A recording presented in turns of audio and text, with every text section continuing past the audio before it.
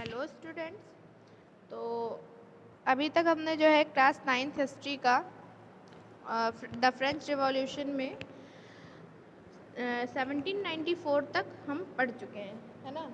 इसके बाद जो है 1794 में फिर क्या हुआ था, रॉबस्पायर इज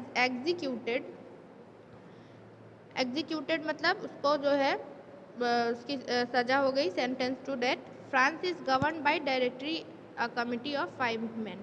तो क्या होता है कि जब रॉबस्पायर की वो खुद ही जो है अपने बनाए हुए रूल में उसकी डेथ हो जाती है, मतलब वो भी जो है दोषी पाया जाता है, तब क्या होता है कि उसी क्लब के, जैकोबिन्स क्लब के ही जो है 5 मेंबर्स जो है क्या बन जाते हैं, हेड बन जाते हैं। ठीक है, नेशनल असेंबली जो है अब कौन डायरेक्ट करेगा, मतलब कौन चलाएगा आगे, 5 men। ठीक है, तो इससे क्या होता है फ्रांस की पॉलिटिकल बैकग्राउंड में या पॉलिटिकल कंडीशन में कि लोग जो हैं 5 लोग रहते हैं। तो अगर मान लीजिए किसी इंस्टीट्यूशन का 5 हेड है, ठीक है, तो क्या होगा, 5 लोग 5 तरह की बात करेंगे, तो इससे क्या होगा कि वो कहीं भी कभी भी जो है सही डिसीजन नहीं ले पाएंगे। ठीक है, तो यही होने लगा, वो लोग आपस में झगड़ने लगे।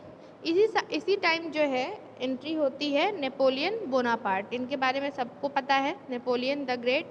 1799 में जब ये झगड़े चल रहे थे और फ्रांस के लोग दोबारा से परेशान हो गए, तो नेपोलियन बोनापार्ट जो है उस टाइम पे उसने ये फ्रांस की कमान संभाली और उसने बहुत सारे चेंजेस भी किए। जैसे कि हालांकि वहाँ से फिर रिपब्लिक ख़त्म हो गया, गणतंत्र ख़त्म हो गया, फिर से मोनार्की आ गया नेपोलियन के आने के बाद, लेकिन उसने जो है काफ़ी सारे चेंजेस किए थे, उसको भी आगे हम देखेंगे। बहुत सारे जो पुराने रूल्स थे, जैसे प्रिविलेज मिलना चाहिए फर्स्ट स्टेट क्लर्जी को, नोबिलिटी को, इन सबको क्या कर दिया, हटा दिया। ठीक है, ऐसा कोई भी बाई बर्थ प्रिविलेज नहीं मिलेगी। और पूरे कंट्री में एक यूनिफॉर्म सिस्टम ऑफ जो है मेजरमेंट जो है लगाया, मतलब कि अगर 1000 ग्राम जो है वो 1 kg हैं, तो फिर वो पूरे कंट्री में होंगे, ये नहीं कि कहीं पे अलग होगा कहीं पे अलग होगा, क्योंकि पहले ऐसे ही होता था। वहाँ पे बहुत ज़्यादा जो है लोगों को दिक्कत का सामना करना पड़ता था। अगर वो अपनी टेरिटरी से बाहर कहीं बिजनेस करने जा रहे हैं, तो वहाँ के वेट्स एंड मेजर्स क्या होते थे, डिफरेंट होते थे। तो इस तरह के कुछ सुधार उसने किए। ठीक है, और धीरे धीरे लोगों ने उसको पसंद भी किया, काफ़ी फ्रांस के लोगों ने, क्योंकि वो चाहते थे कि ऐसे ही एक कोई सिस्टम हो। इसमें फिर कुछ इम्पॉर्टेंट पार्ट्स हैं हमारे आगे इस चैप्टर में देखने के लिए, जैसे कि विमेंस रिवॉल्यूशन। ठीक है, तो जब नेशनल असेंबली की बात हमने डिस्कस की थी, तब मैंने आपको बताया था कि जो नेशनल असेंबली बनी थी, कॉमनर्स की, जो आम आदमियों की नेशनल असेंबली बनी थी, उसमें विमेंस को और फिर जो पीजेंट्स थे, पीजेंट्स, साथ में आर्टिशंस, इनको कोई भी वोटिंग का राइट नहीं था, इनको वोटिंग राइट्स नहीं थी। ठीक, तो इनको वोटिंग राइट नहीं थी, तो विमेंस भी अपने आप को जो है अब कमज़ोर समझने लगी थी, तो उन्होंने भी क्या शुरू किया, विद्रोह शुरू किया। ठीक, from the very beginning From the very beginning, women were active participants in the events which brought about so many changes in the French society। तो women's जो है शुरुआत से ही इनडायरेक्टली जुड़ी हुई हैं फ्रांस की जो है पॉलिटिकल सिस्टम में, जिससे कि बहुत सारे चेंजेस भी आए थे। Most women of the third state had to work for a living, their wages were lower than those of men. तो ये बहुत ही कॉमन सी बात है कि जो थर्ड स्टेट की वुमेन थी, उनको बहुत ही ज़्यादा मेहनत करनी पड़ती थी अपने जीवन यापन के लिए। क्यों? क्योंकि थर्ड स्टेट के लोग वैसे भी जो है उतने ताकतवर नहीं थे, उनको टैक्स पे कर करके वो वैसे गरीब हो चुके थे, तो उनको अपना घर चलाने के लिए औरतों को भी बाहर आना पड़ा। लेकिन प्रॉब्लम क्या थी, हमेशा की तरह उनकी जो वेजेस थी वो मेन से क्या थी, कम थी। ठीक है, उनकी वेजेस क्या थी, मेन से कम थी।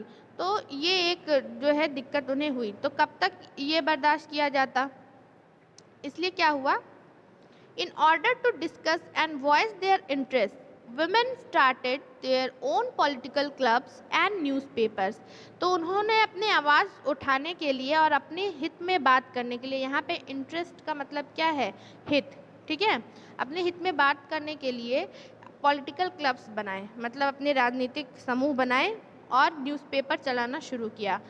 One of their main demand was that women must enjoy the same political rights as men. उनका एक उसमें से मुख्य मांग ये थी, डिमांड ये थी कि वो भी वही राइट्स, वही अधिकार इंजॉय करे जो कि मेन के पास होते थे। Some laws were introduce to improve the position of women, और उसमें से उन्होंने कुछ लॉज, अपने एक नियम कानून बना लिए कि जिससे वुमेन्स की जो पोजीशन है उसको क्या किया जाए, इम्प्रूव किया जाए। Their struggle still continues in several parts of the world, और यहीं से शुरुआत हुई थी वुमेन्स की वोटिंग राइट के लिए, और ये स्ट्रगल, ये संघर्ष जो है वर्ल्ड के कई पार्ट्स में, कई भागों में चलता रहा। It was finally the 1946 that women in France won the right to vote. ये बहुत ही इम्पोर्टेंट लाइन है, आपको याद रखनी चाहिए कि जो विमेन थी फ्रांस में, उनको वोटिंग राइट एट लास्ट जो है स्ट्रगल करने के बाद 1946 में प्राप्त हुआ, ठीक है। इसके बाद आता है abolition of slavery. The abolition of slavery, slavery means दास प्रथा, मतलब पहले जो है क्या करते थे लोग, जो कॉलोनियल कंट्रीज़ होती थी जहाँ पे उपनिवेश बना दिए जाते थे, जैसे इंडिया, अफ्रीका की कई सारी कंट्रीज़, यहाँ से लोगों को जो है ज़बरदस्ती ले जाया जाता था शिप में बांध करके, कभी आपने मूवी वगैरह में देखा हो शायद, और उनसे गुलामी करवाई जाती थी, ठीक है। तो इसी को क्या कहा जाता था, स्लेवरी। तो यहाँ पे क्या टॉपिक है हमारा, द एबोलिशन ऑफ स्लेवरी, मतलब जो दास प्रथा था उसको, उसका खात्मा या उसका अंत। There was a triangular slave trade between Europe, Africa and America, ठीक है। तो एक ट्रायंगुलर मतलब एक ट्री पार्टी जो है बिजनेस था इन तीनों कंट्रीज के बीच में। In 18th century there was a little criticism of slavery in France. 18वीं शताब्दी तक गुलामी प्रथा या दास प्रथा की बहुत ही थोड़ी बहुत आलोचना होती थी, बहुत ज़्यादा नहीं। No laws were passed against it, और इसके खिलाफ कोई लॉ भी नहीं पास किया गया था। It was 1794 the convention freed all the slaves, but 10 years later slavery was reintroduced by Napoleon. It was finally in 1848 that slavery was abolished in the French colonies.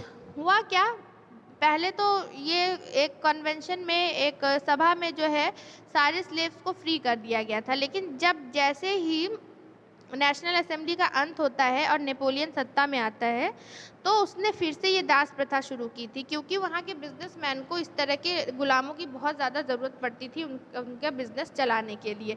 लेकिन फाइनली ये भी 1848 में ख़त्म हो जाता है। ये आप नेक्स्ट क्लास 10th में पढ़ेंगे, इसी का जब नेक्स्ट चैप्टर आप रीड करेंगे, तो अभी इसमें ज़्यादा डिस्कस करने की इसलिए ज़रूरत नहीं है।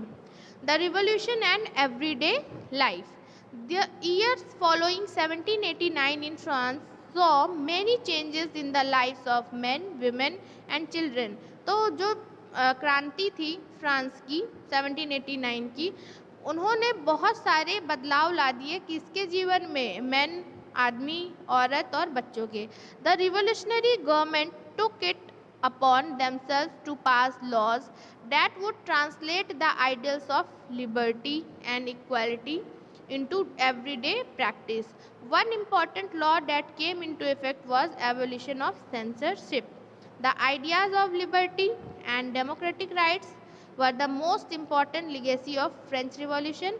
These spread from France to rest of Europe during the 19th century. तो 18th century से ही शुरू हो चुका था वहाँ पे विद्रोह, और इसने लोगों के जीवन में बहुत सारे परिवर्तन ला दिए थे। तो वहाँ की जो रिवॉल्यूशनरी गवर्नमेंट थी, मतलब जिन्होंने विद्रोह करके अपनी अलग सरकार बनाई थी, उन्होंने कुछ लॉज पास किए थे, उन्होंने कुछ कानून पास किए थे। जो कि आइडियल्स ऑफ लिबर्टी और इक्वालिटी को बताते थे। लिबर्टी मीन्स आज़ादी और इक्वालिटी मीन्स समानता इनटू एवरीडे प्रैक्टिस। मतलब जो वहाँ पे फ्रांस की सोसाइटी थी, मैंने फर्स्ट डे ही बताया था कि 3 भागों में बटी हुई है, 3 कैटेगरीज में। फर्स्ट स्टेट में क्लर्जी, सेकंड में नोबिलिटी और थर्ड में कॉमनर्स, मतलब जो बिजनेसमैन, आर्टिसंस, पीजेंट्स, ये लोग थे। तो इस तरह का जो है भेदभाव सोसाइटी में नहीं होना चाहिए, तो उन्होंने इसीलिए लिबर्टी और इक्वालिटी का कॉन्सेप्ट इंट्रोड्यूस करा है। इसके अलावा जो है एक और लॉ जो है उसको एबॉलिश किया गया, ख़त्म किया गया है, जो कि था सेंसरशिप। ठीक है, सेंसरशिप मतलब, सेंसर मतलब किसी चीज़ को कट कर देना या फिर किसी चीज़ को फ्रीली बाहर ना आने देना। जैसे क्या होता है, आपने ये वर्ड बहुत कॉमनली सुना होगा मूवीज़ के फील्ड में। मतलब अगर मूवीज़ में कोई भी ऐसा जो है डायलॉग है या ऐसा कोई सीन है जिसकी वजह से दंगे भड़क सकते हैं, मतलब धर्म के खिलाफ है या कुछ ऐसा होता है जिससे कंट्री में शांति भंग होती है, तो उसको क्या कर दिया जाता है, सेंसर कर दिया जाता है, मतलब उसको हटा दिया जाता है। ठीक है, तो ये अक्सर जो है मीडिया फील्ड में ही ज़्यादातर होता है। तो फ्रांस में भी जो है ये सेंसरशिप थी कि सरकार के खिलाफ या सरकार के विरुद्ध कोई भी न्यूज़, कोई भी बात जो है बाहर नहीं आ सकती थी। लेकिन अभी अगर हम अभी की डेमोक्रेसी देखें, फ्रांस की नहीं, अपनी कंट्री की बात करें, तो न्यूज़ चैनल्स में आपको सरकार की जो है पॉजिटिव चीज़ें भी दिखाई जाती हैं और नेगेटिव चीज़, मतलब जहाँ पे वो काम नहीं कर पा रही हैं वो भी दिखाई जाती है। लेकिन अगर सेंसरशिप नहीं होगा तो क्या होगा, अगर सेंसरशिप लगा दिया जाएगा तो सिर्फ वही चीज़ें दिखाएंगी जो कि गवर्नमेंट चाहती है। ठीक है, the ideas of liberty and democratic rights were the most important legacy of France. तो फ्रेंच रिवॉल्यूशन, अगर फ्रेंच रिवॉल्यूशन की बात की जाए तो इससे पूरे वर्ल्ड को क्या मिला, मतलब पूरी दुनिया को क्या सीखने को मिला, क्या उसने जो है विरासत आगे दी। लिगेसी मीन्स विरासत, जो दूसरे लोगों तक पहुंचती है, दूसरे जनरेशन तक। आइडियाज़ ऑफ लिबर्टी और डेमोक्रेटिक राइट्स, मतलब आज़ादी और लोकतांत्रिक अधिकार जो है लोगों को यहाँ फ्रेंच रिवॉल्यूशन से ही समझ में आया। These spread from France to rest of Europe during the 19th century, और ये फ्रांस से रेस्ट ऑफ यूरोप तक 19th सेंचुरी में पहुँच गया। ठीक है, Napoleon, in 1804 Napoleon crowned himself emperor of France. तो 1804 में नेपोलियन ने खुद को फ्रांस का शासक घोषित कर दिया। He set out to conquer neighbouring European countries, disposing dynasties and creating kingdoms where he place members of his family. तो उसका विश्व विजेता बनने का सपना था, सभी जानते थे। तो वो अपने नेबरिंग जो कंट्री थी, यूरोपियन कंट्रीज़ थी, वहाँ पे जो है वो कब्ज़ा करने लगा और जितनी भी सल्तनत थी उसको ख़त्म किया उसने, वहाँ पे किंगडम बनाया और अपने फैमिली मेम्बर्स को वहाँ का हेड बनाने लगा। He saw his role as a moderniser of Europe. He was finally defeated at the Waterloo in 1815। तो वो अपने आप को यूरोप का क्या समझता था, मॉडर्नाइजर। मॉडर्नाइजर मतलब आधुनिककर्ता, मतलब जो किसी जगह को या किसी एक सोसाइटी को आधुनिक बनाए, मॉडर्न बनाए, तो उसको मॉडर्नाइजर कहते हैं। ठीक है, और उसकी जो है हार हुई वाटरलू में इन 1815। ठीक है, तो ये जो था आपका first chapter, the French revolution.